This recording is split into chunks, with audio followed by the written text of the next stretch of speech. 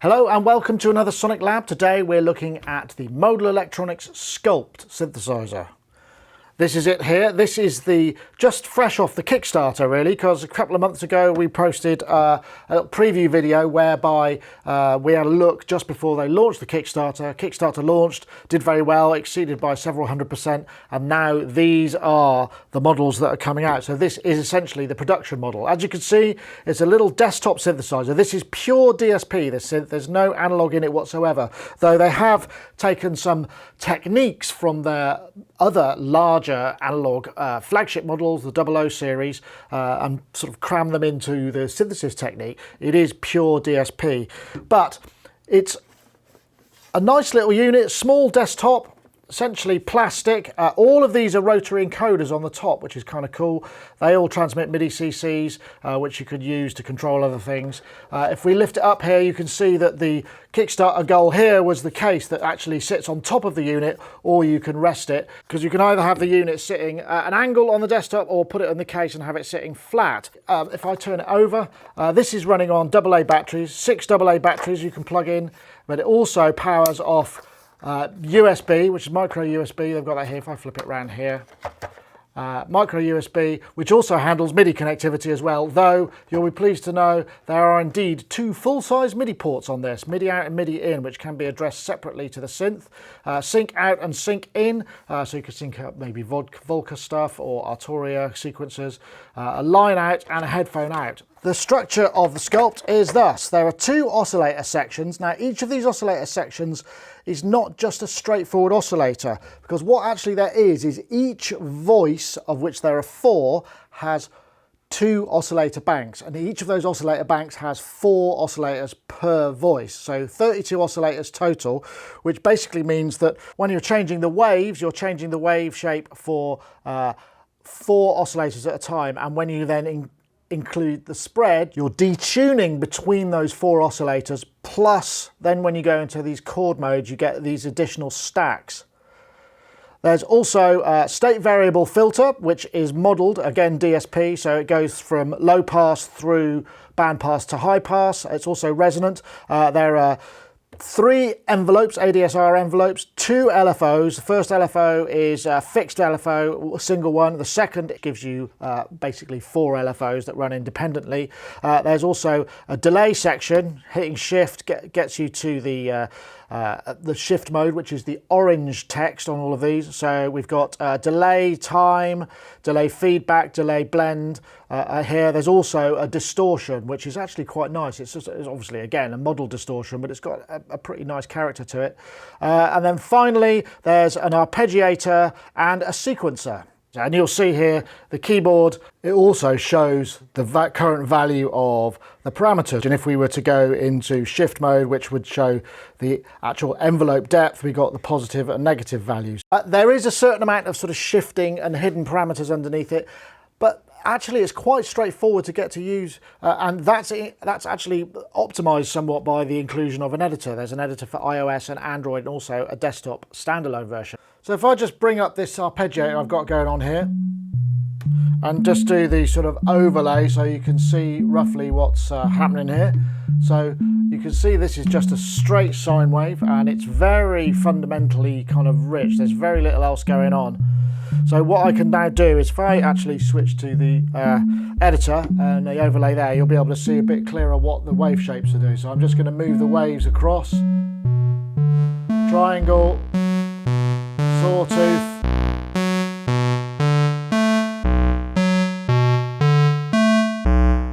straight, square, and then pulse width, which obviously you can pulse with modulate. So now I'm just going to move the mix over to the second oscillator. Second oscillator has slightly different shapes. It comes again through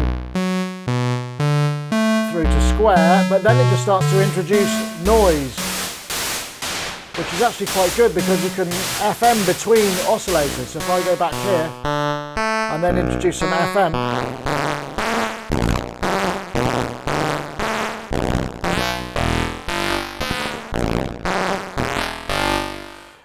you know, you're starting to get some pretty mad territory there, and that's just the oscillators going.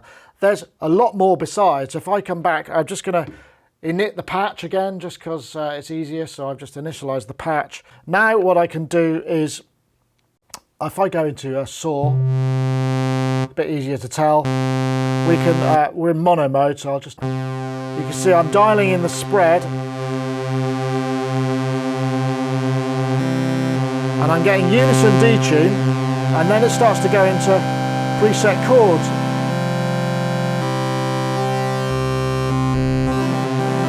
And you can modulate that as well, so that's actually quite an interesting thing. So if I bring the maybe the other oscillator in, you get some very thick sounds. So if we just now go into poly mode,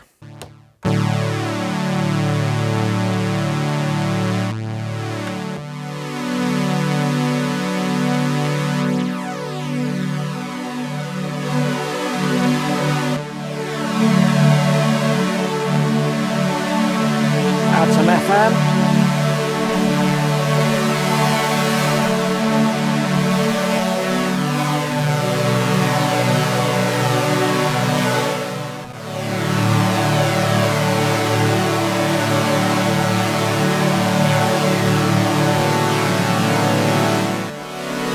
We can create some massive kind of multi-source stacks of notes. I mean, true, when you're in unison mode, it gets very loud. So when you go into poly mode, the level drops a bit, so you've got to do some adjustment. But you can get some very complex intervals and detune effects and FM and ring mod and all that kind of stuff just from the two oscillators. We haven't even got into any modulation or anything yet.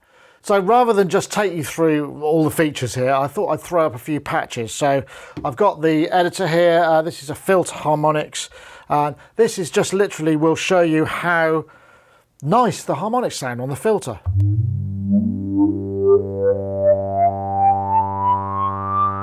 This is in kind of full low pass mode.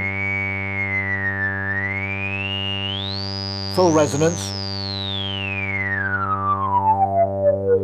Sounds really nice. Now let's just put a bit of delay in there. A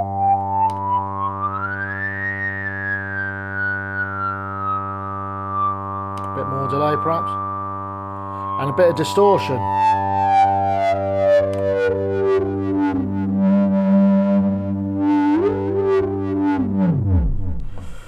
Now, I know I say sing-song harmonics a lot, but this has actually got those, hasn't it? It's got that really kind of, it does sound quite analog. I mean, yes, there's some digital aspects to it, but it's got a musicality, which I think is something that I was a bit surprised at. You know, normally you'd expect, looking at this, you know, you might think it's not capable of such things, it's a bit gimmicky, but actually, I think it sounds quite nice. Let's just throw a couple more patches in.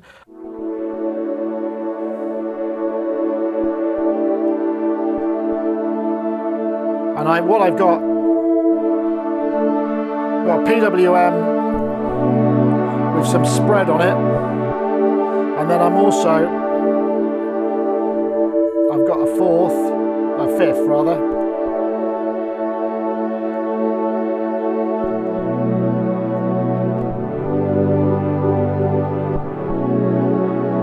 Which I think is quite nice again, you know, just shows the complexity. Let's try another patch here. Let's load patch number 5, which is a sort of driven pad sound.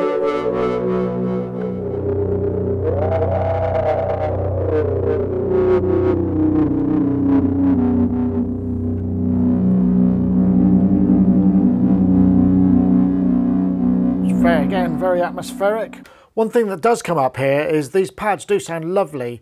But it does seem to suffer from being pretty much mono. So, I mean, what would be quite nice possibly is if there was some sort of, when you brought the spread control in, certainly in unison, whether there was just some panning that could happen in the voice. But I don't know if there's even any, I'm running a stereo output from this, but it doesn't actually seem to be stereo anyway.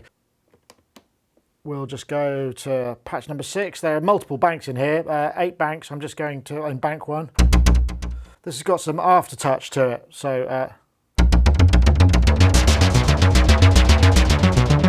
I'm blending between, so I'm using the arpeggiator.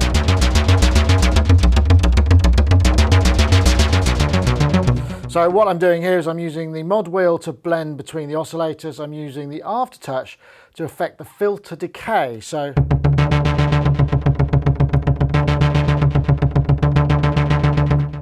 again, you know, I think quite a nice sound.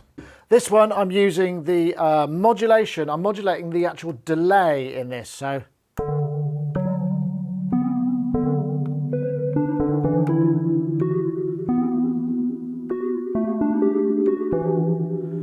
let's try another patch.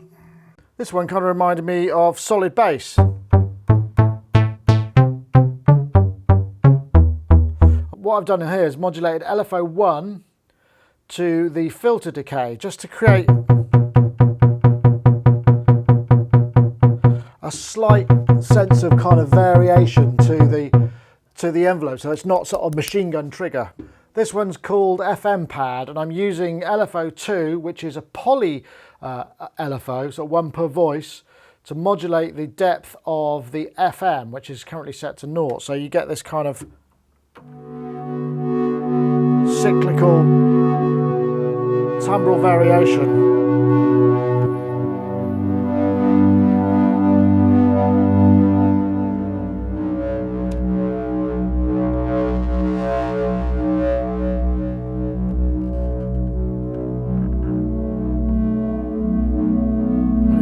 Really nice, I think, a nice quality to it. Right, what's next? So this one is a really nice pad. I like this one a lot. I'm using FM on the LFO2, the depth, but I'm using the mod wheel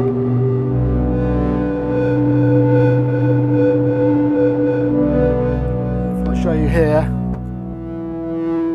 change wave 2 to more of a sort of noise, so we get that cross mod from the noise rather than the pure wave.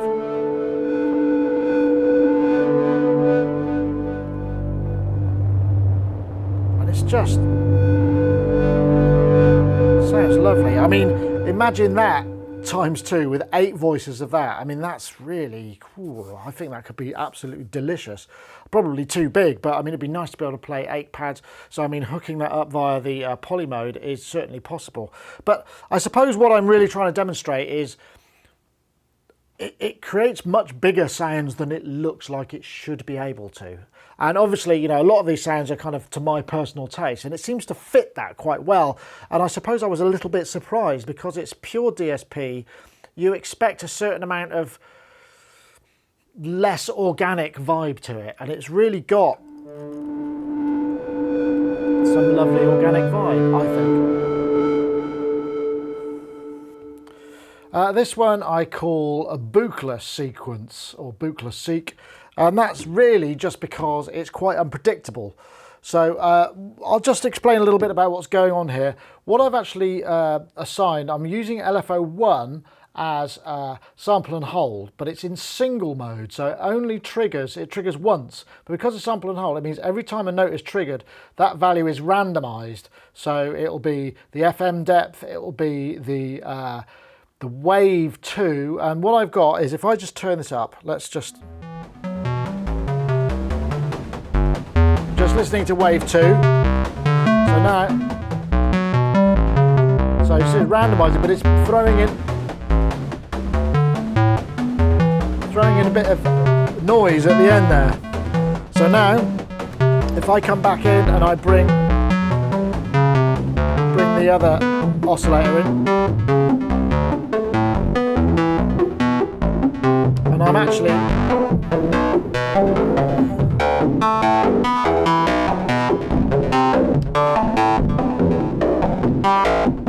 let's adjust let's add a bit of glide.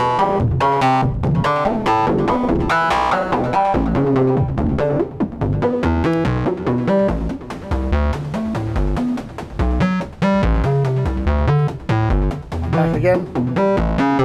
A bit more what?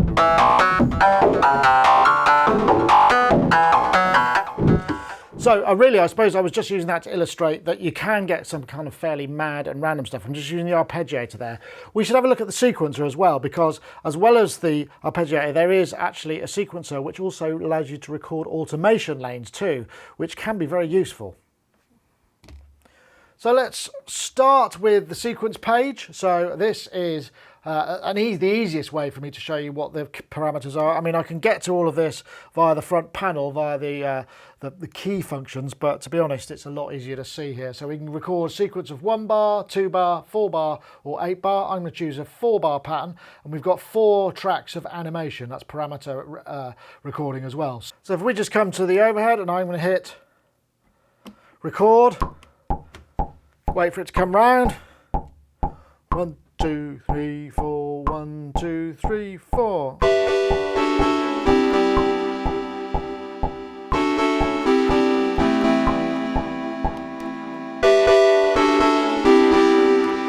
So I've got my sequence in there. Now I'm going to record some parameter automation. And again, we'll go back to the main page. What I'll record here is the cutoff, but I can show you how that's happening here. So here we go, ready to record.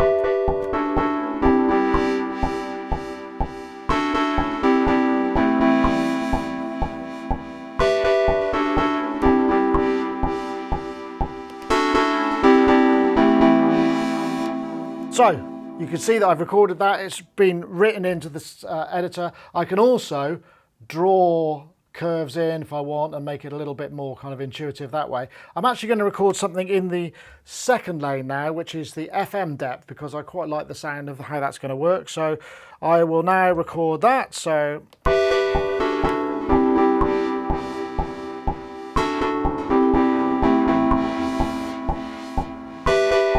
and we can see that's the curve that I've recorded. Come out and record. Now I can play on top of this.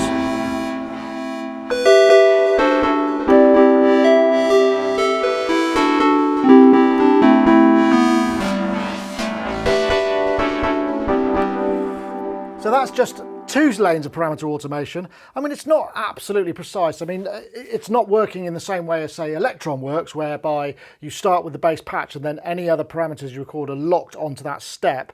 It's a kind of smooth version of the parameter recording. I think you've got 8 steps with interpolation between each one. And bizarrely, the sequencer is also only real-time record mode. There is no step record mode, which is kind of often the other way around. It is also possible to sync the sequencer to external clock, though this is a bit hit and miss. I mean, I found that what happened was with the BeatStep Pro, I'd play it and the sequence clock would go into the Skulpt, but it would actually wouldn't necessarily start on beat 1. You know, I might be on step 3 of one sequencer and step 1 on the other, and so it's quite hard to do that. If you're using MIDI to sync it, that's absolutely fine because it sends a sequence start, so you're golden there.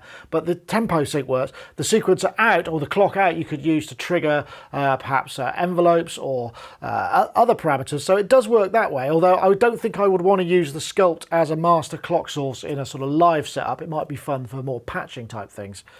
So Skulpt is available now, pretty much. I think the kind of first shipments past the Kickstarter fulfillments are starting to come in. They'll be entering the country kind of nowish.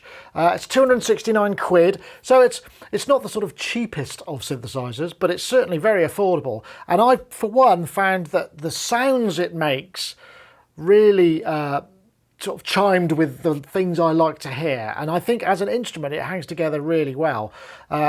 Yeah, you might sort of go, oh, all of that shifting and all of that stuff is a bit fiddly. It's actually really quick to get to know. I mean, if you hook up an editor to it for a while, you can see what parameters are available, so you're fairly sure what you're trying to do. It makes it quite easy to program. I think really to get the most of it, you're going to want to probably use an external keyboard like I have, because nobody finds doing stuff on this much fun, though. You know, obviously it's battery powered, you can put your headphones in, you can make some sounds, you can do that sort of stuff. But on the whole, I'm quite impressed with this, and I think it's a bit of a hit from them. You know, as we've seen before, their flagship stuff way more expensive, only available to sort of top tier earners and performers and professionals or people with lots of money. The Skulpt gets you an interesting instrument at a very affordable price. Well worth checking out. So that's it for this time. Thank you very much for watching. We'll see you next time.